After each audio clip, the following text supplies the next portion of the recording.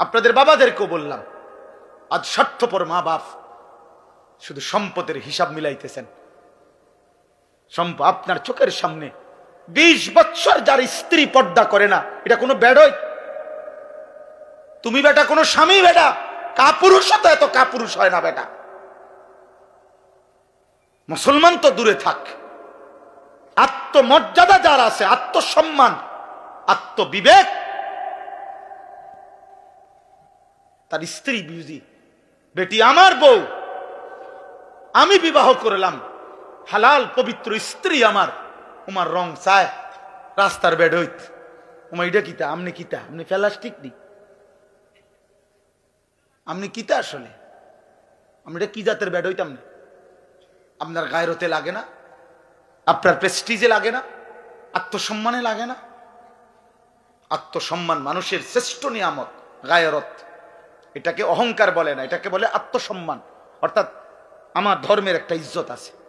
আল্লাহ যাকে হেদায়েত দিবেন তাকে কেউ পথভ্রষ্ট করতে পারবে না, আল্লাহ যাকে পথহারা করে দিবেন তাকে কেউ হেদায়েত দিতে পারবে। তার মানে আমি বলা দায়িত্ব, কিন্তু মূল ফয়সালা কোথায়?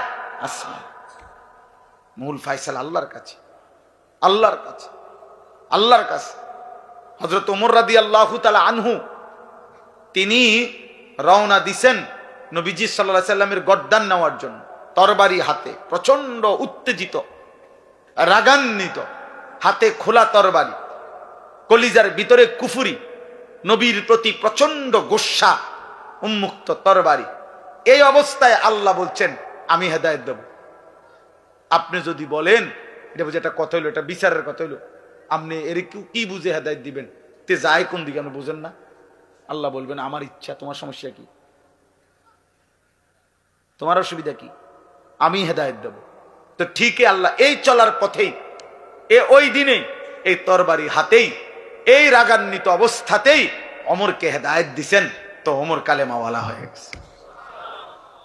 আবার আবু তালেব, নবীজির আপন চাচা, নবীর দাদা আব্দুল মুত্তালিব, তিনি উনার হাতে তুলে দিয়ে গেছিলেন নবীজিকে, নবী সাল্লাল্লাহু আলাইহি সাল্লামকে 12 বছর বয়সে অথবা 8 বছর বয়সে, তো ধরে নিলাম 12 বছর। এই 12 বছর বয়সে নবীজির দাদা আব্দুল মুত্তালিব আবু তালেবের হাতে নবীজিকে তুলে দিছিলেন। বলছে আমার নাতি, বাবা হারা এতিম নাতি, তোমার হাতে তুলে দিলাম। আমার নাতির বাবা মারা গেছেন আব্দুল্লাহ, অতএব তুমি সন্তানের কাছে, আমি আমার নাতিকে দিয়ে গেলাম।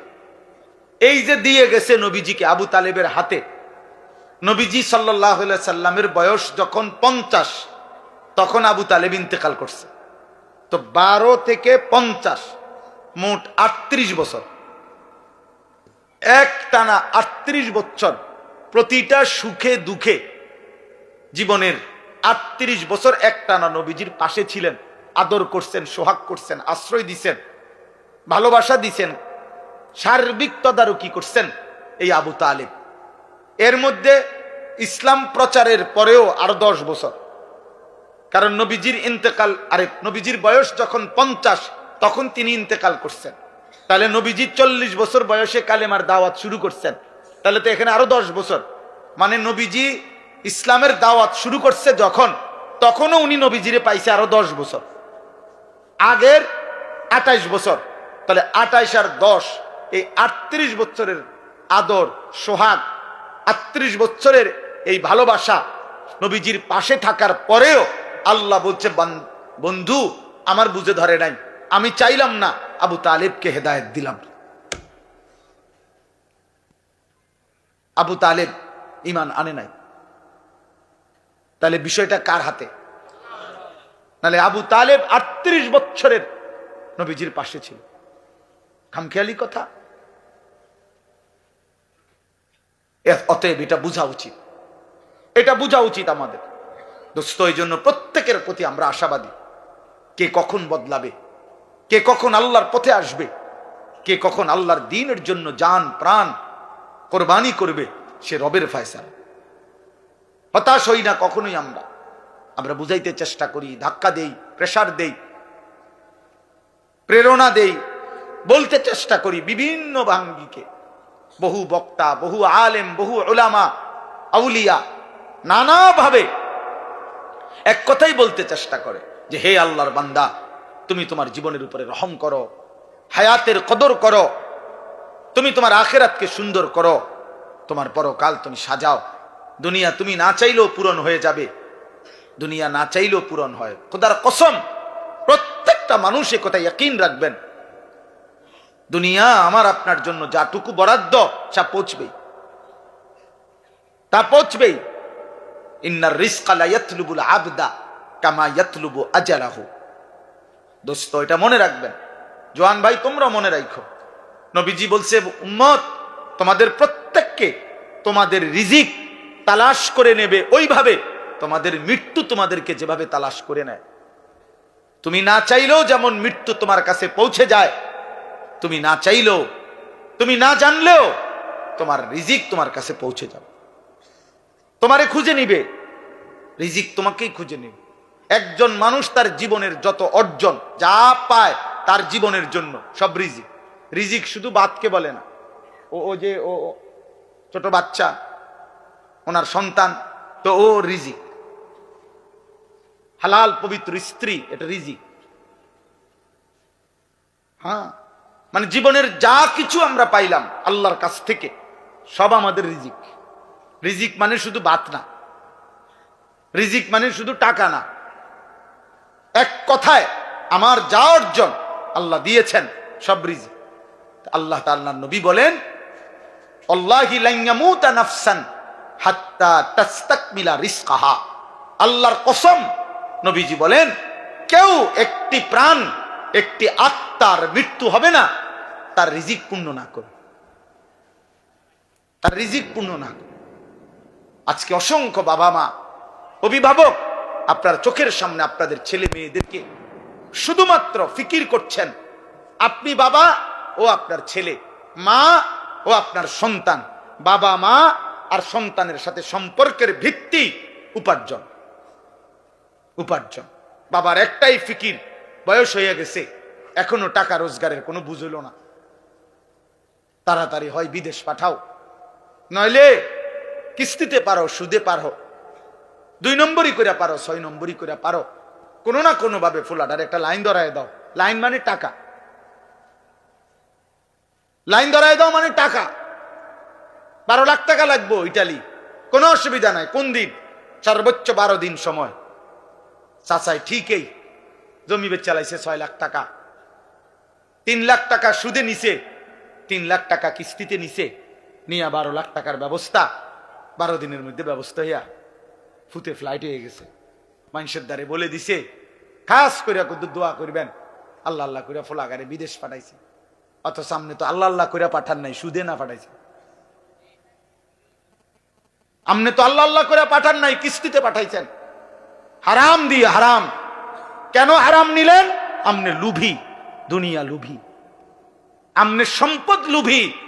আমনের ফুতে বুঝছেন, আমনও বুঝছেন না আর কি। আমনের কলজার ভিতরে হইল ছেলে আমার টাকা উপার্জনের মেশিন, ওরে দিয়া আমি যদি টাকা রোজগার করতে পারি তাহলে বিল্ডিং করতে পারবো, জমি কিনতে পারবো, দুনিয়া ভোগ করতে পারবো।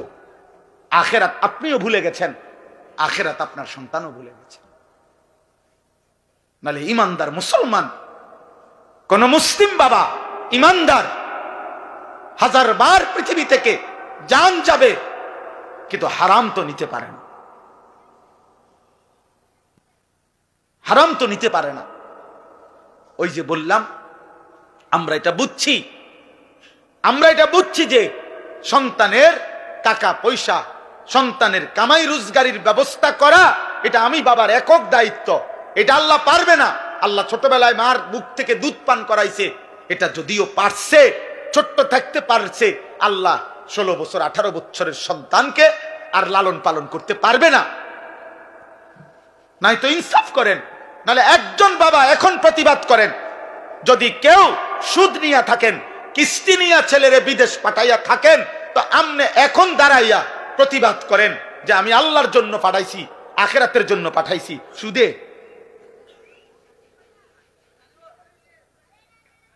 বলেন, এখন প্রতিবাদ করেন, এখন বিচার হইব আমার। কিস্তিতে টাকা নিছেন কেন তাইলে? সুদে টাকা নিলেন কেন? আপনি বুঝছেন ওর দুনিয়া যদি আমি না চালাই, আল্লাহ চালাইতে পারবে না। আর কোনো কারণ নেই। অথচ চোখের সামনে এই সেই বাবা, যেই বাবা আজকে 6 মাস ওই বাড়ি ওইতে বেড়া বিদেশের ভিসা দিব, এই বেড়ার কাছে আজকে 6 মাসে মনো 200 বার বুড়া মিয়া লাডি বর করে করে গেছে এখন বিশাল লাগিয়া, কতবার গেছে। কিন্তু উনার ঘরে উনার 18 বছরের ছেলেটা আজকে 365 দিনে খোদার একটা বছরে কোনদিন একদিনও ফজরের নামাজ পড়ে না। এত বড় নিকৃষ্ট জানোয়ার মুসলমানের ঘরে ঘুমায়, এই বাবা একটা কাঁদেও না, একটা বার একটা মানুষের কাছে বলেও না, ফুলাটারে একটা বার জিগায়ও না, কিরে আব্বা তুই মুসলমান কিনা সেটা বল। কি বিষয়টা কি বলেন আব্বা, কি বুঝাইতে চাইছেন আপনি? আপনি দুনিয়া লুবি নাকি আখেরাত প্রত্যাশী? আপনি বলেন। আপনি যদি আখেরাত বুঝতেন, আপনি যদি কবর বুঝতেন, আপনার ঘরে আপনার সন্তান 365 দিনের এক বছরে কোনোদিন ফজরের নামাজ পড়বে না, কোনোদিনও না। এ মুসলমান বলো না আব্বা, তোমরা বলো। এই ছেলে, তোমরা যারা 365 দিনে এক বছরে কোনোদিন মুসলমানের ঘরে জন্ম নিয়া কোনোদিন ফজরের নামাজ পড়লা না, তুমি মুসলমান? তোমার আল্লাহ আছে, তোমার এক সৃষ্টিকর্তা আছে, তোমার কোন নবী আছে, তোমার কোন ধর্ম আছে? আহা, ইমানদারের সন্তান তো এত বড় নাফরমান হওয়ার কথা না। এমন মালিক তো ভুলার কথা না রে বাপ। সারাদিনে এক ওয়াক্ত নামাজ পড়ে নাই, এ কেমন মুসলমান? ওই বাবা মানে কেমনে? ওই মা রাঁধে কিভাবে? ওই স্বামী মানে কেমনে যার স্ত্রী কোনো নামাজ পড়ে না? ওই বাবার ঘুম আসে কেমনে যার সন্তান নামাজ পড়ে না? আল্লাহ নবী সাল্লাল্লাহু আলাইহি ওয়াসাল্লাম বলছেন, এশার নামাজ এবং ফজরের নামাজ যে পড়ে না, নবীজি বলছে সে মুনাফিক। একাধিকবার বলছে নবী, একাধিকবার, একাধিক হাদিসে নবীজি বলছে সে মুনাফিক, মুনাফিক, মুনাফিক। এশার নামাজ এবং ফজরের নামাজ যে পড়ে না, লা ইয়াশহাদুহুমা মুনাফিকুন, নবীজি বলছে এশা এবং ফজরের জামাতে আসে না, মুনাফিক। বিশুদ্ধ হাদিস। ইন্না আসকালা সালাতিন আলাল মুনাফিকিন সালাতুল ইশা ওয়া সালাতুল ফজর। ওই ছেলে, এই বেটা, মোবাইল ওলা ছেলে, সরো এখান থেকে, যাও এখান থেকে বেটা।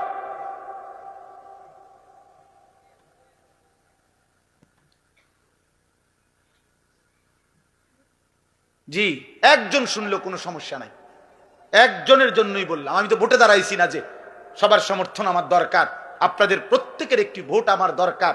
এবার আপনি খারাইয়া মতেন আর বইয়া মতেন, এটা দেখার বিষয় না। আমার ভোট দরকার না, না, আমি ভোটের জন্য আসি নাই, আল্লাহর কথা বলতে আসছি, আখিরাতের জন্য আসছি। তোমরা একটা ছেলে বলো আব্বা, বিষয়টা কি, কি বুঝাইতে চাচ্ছ?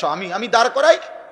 এই এখন এখানে যদি 200-400 ছেলে বসে থাকো, যদি তোমরা 300 ছেলে হও, 500 ছেলে হও, 200 ছেলেও যদি হও, তো তোমাদের অধিকাংশ ছেলে বেনামাজি, চেহারা দেখলেই বোঝা যায়। এমন পাষাণ হইলা কেমনে বাপ? এমন মালিকরে সেজদা দিলা না কেমনে? একজন বক্তার চেহারা দেখে কি হবে আব্বা? অন্ত দেখলা ভাইয়া, আমি হাত জোড় করে বলি, নওজওয়ান, আমার তো দেখছো, আমি আসছি, খালাস, দেখা তো হইছে, চেহারা তো দেখলা, অতএব বেনামাজি, এবার তুমি চলে যাও, আমি অনুমতি দিলাম, যাও বাবা, চলে যাও। যার কপালে সেজদা নাই, একটা সেজদা যে দিল না, ও তো আল্লাহর দুশ্মন। ওর ভালোবাসা দিয়ে আমি করবো কি? আমার লগে ছবি উঠাইবা, আমি আসি, ছবি উঠাও, ছবি উঠাইয়া ফেসবুকে দাও। কোন বিবেকবান মানুষ বলবে, হে যুবক, হয় তুমি হুজুরের মতো না হুজুর তোমার মতো, বলো একটা করো, হয় হুজুরকে তোমার দিকে নাও হয়তো তুমি হুজুরের দিকে আসো, একদিকে হও। বলবে না? কথা বলে না, বলবে না? বলো না বাপ। অতএব আমি এটা বুঝাইতে চাইলাম, আপনাদের বাবাদেরকেও বললাম, আজ স্বার্থপর মা বাপ শুধু সম্পদের হিসাব মিলাইতেছেন। আপনার চোখের সামনে 20 বছর যার স্ত্রী পর্দা করে না, এটা কোনো বেডই? তুমি বেটা কোনো স্বামী বেটা কাপুরুষ তো এত কাপুরুষ হয় না বেটা। মুসলমান তো দূরে থাক, আত্মমর্যাদা যার আছে, আত্মসম্মান, আত্মবিবেক,